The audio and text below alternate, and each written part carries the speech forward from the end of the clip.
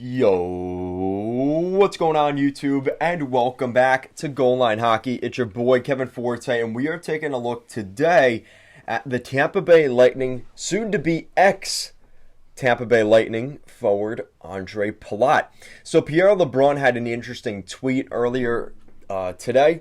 Obviously, things could still change, but after discussions this week here in Montreal between both sides, it appears pending unrestricted free agent forward Ondrej Palat is headed to the market.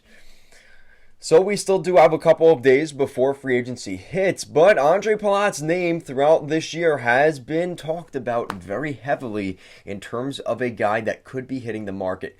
This would be a huge loss for the Tampa Bay Lightning, and ultimately I think could be the reason they close the window for this team and potentially where they want to go. Now, I think they could hash it out. The only problem is they have no money. And you could argue re-signing Nick Paul didn't really help with that, right? They signed him to a 3-year deal at the end of the season, right after McDonough got traded.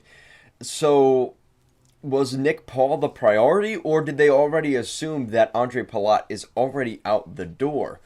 I don't necessarily know, but again, at this rate, it does not look good here for the Tampa Bay Lightning re-signing their 31-year-old forward. Now, that might be part of the equation here. Right? He's a 31-year-old forward. He's probably going to look for a 5 or 6 year deal, I'm going to assume, right? He's taking a discount to stay in Tampa. One of the better contracts in the National Hockey League, right? He's been at, I think it's been 5.5 per season. And considering what he's done in the NHL, he's definitely going to get a raise in some regard. Yeah, he was making $5.3 million per season. That is such a Steve Yzerman contract, but he's going to get his pay this time around. I think somewhere between 6 and 6.5 per season, probably between a 3 and 5 year deal. I'm going to safely assume. So if that's the case, and he's not returning to Tampa, right? They don't have $6.5 million to continue to keep Palat, not even $1 million. What are the teams he could go to? So I have my list of 4 teams that I genuinely think are the most realistic of Ondrej Palat's list.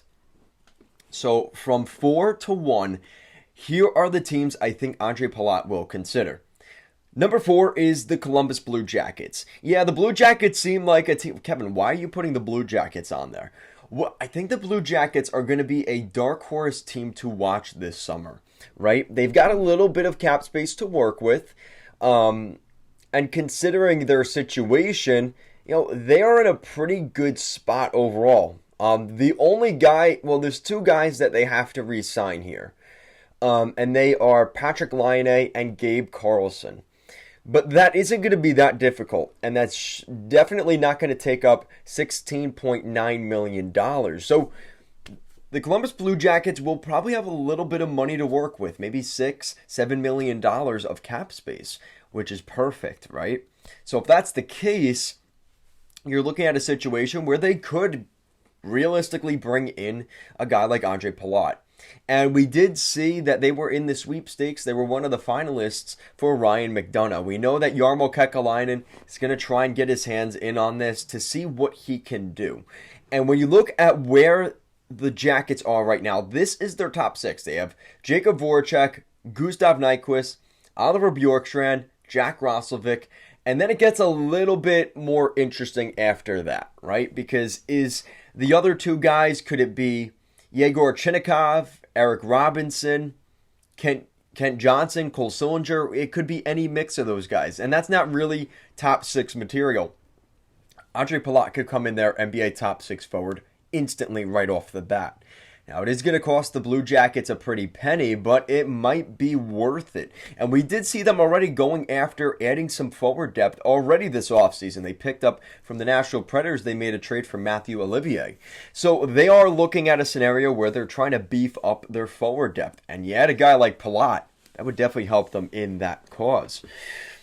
At number 3, in where I think Ondrej Palat will go this next week at this point, the New Jersey Devils. The Devils haven't shied away at all in mentioning that they would like to add more veteran, high-impact scoring players, right? Top 6, high impact players. And considering the Devils with where they're at in the rebuild, they're ready to come out of a rebuild. We've been talking about that for years now. But you look at what they've been doing, this would definitely put the mark on the Devils as a team, right? They have the 6th most cap space in the National Hockey League as of today, and I think that's going to help them very much in terms of maybe trying to get to the playoffs. They could make some additions this year, and they have the flexibility where you're $4 million under the cap floor. They definitely have the money to get this thing done. Now, when you look at the Devils situation, they do have some guys to re-sign, but nothing really big, right? Pavel Zacha, Miles Wood, and Jesper Bratt are really the leaders of that list. They also have Vitek Vanacek, which they just traded for, so I assume they're going to try and re-sign him. But other than that, the Devils definitely are not going to use up that $25 million in cap space. And again, considering their top 6, you could definitely see a spot where Palat could slot in easily alongside Nico Hischier or Jack Hughes, either on that first or second line, and be a perfect fit. He's an impact guy, and I think that considering his age, 31 years old, he'd be, alongside Tomas Tatar, he'd be one of the oldest players on the Devils roster, which is kind of crazy, but I think that's a perfect spot for him. Again, he's probably going to get more money if he goes to Jersey as well. We could see him do what, Dougie Hamilton did last year and take the bag. Or do we see him maybe go to one of these 2 teams? And these are my 2 finalists. And number 2 on the list is the Anaheim Ducks. Of course, there may be some bias, right? I'm a Ducks fan. But the Ducks haven't shied away, kind of like the Devils. They have not shied away from the idea of going after a high-impact scoring winger. And the Ducks are a perfect fit. They have the most cap space in the entire National Hockey League. Almost $18 million under the cap floor, which is just genuinely insane. Actually, that's $18 million under the cap ceiling. $39 million in cap space. I think they have some room.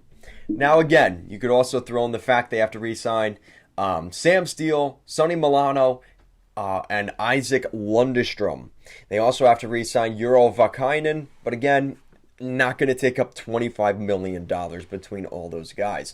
So they definitely have the money for Ondrej Palat. And you consider the fact that you look at some changes I think the Ducks are going to make, right? Adam Henrique is their top guy up front.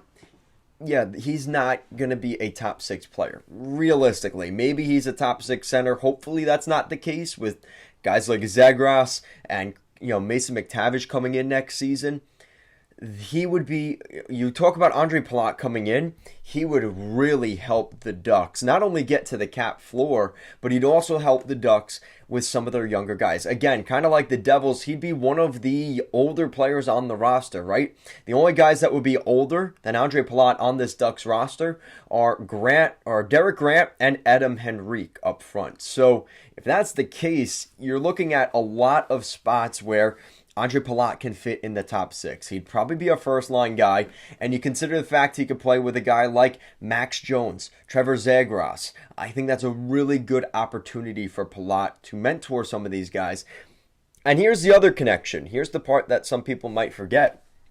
If I'm not mistaken, Pat Verbeek was the director of amateur scouting, or the director of the scouting team in Tampa Bay when they selected Ondrej Palat in the 5th round under Steve Yzerman in Tampa. So there is that connection there as well. And if you want to talk about the Stevie Y connection, well, I guess we might as well transition to my number 1 pick. And of course, that's the Detroit Red Wings, right? Every time I make a video about Ondrej Palat this year, the Red Wings fans in droves have come out and said, yeah, he's coming to us, buddy. He's coming to Motown. And of course, that connection is Steve Yzerman. Steve Yzerman is the guy that stepped up. Well, I guess for a 5th round pick, he didn't necessarily step up to the podium, but he announced that they were going to be taking Ondrej Palat in the 5th round of the draft that year. And Tampa Bay, you could argue, Steve Yzerman created the career that Ondrej Palat has had. And again, looking back at that 2011 NHL draft, he was drafted in the 7th round. 7th round, 208th overall, Ondrej Palat. I know, that's crazy, right? But that was all Steve Yzerman and Pat Verbeek. And that's why I have them as the two finalists for where we're going to see Palat end up, because there's some connection there to the guys that drafted him. They believed in him all the way back then, a decade ago. Maybe it's a good fit for him to go to these teams. Honestly, the Ducks make the most sense. They have the most cap space. They have a young and upcoming team for him to go to. He's going to be playing in Southern California. That sounds like a pretty good spot to me, right? But of course, you have Detroit, who will be in the mix. They have the third most cap space in the entire league. But they also have to re-sign some guys as well, right? Olli Juolevi, probably not going to even qualify him. Mitchell Stevens, not that big of a deal. The biggest deal here is Filip Zadina. And that's it. Everybody else, that's still $31 million in cap space. Ondrej Palat could easily end up in Detroit. No questions asked. And I know that the Red Wings fans will say, here we go, let's bring in Ondrej Palat. And let's be honest, that is probably what's going to end up happening. So just to recap, the Blue Jackets are my fourth most likely pick for Palat. At number 3 is the New Jersey Devils. I think there's some connections that could work there. It's just a good fit. And obviously the Ducks and the Red Wings, there is the literal primary connection in terms of the guys that believed in him back in the day and drafted him back in 2011 in Pat Verbeek, who is the GM of the Ducks today, as well as the Red Wings GM, Steve Yzerman, who selected him. So let me know what you guys think in the comment section down below. Where do you think we could see Ondrej Palat end up this summer? Let me know down below. Thank you so much for watching, and I'll see you again next time.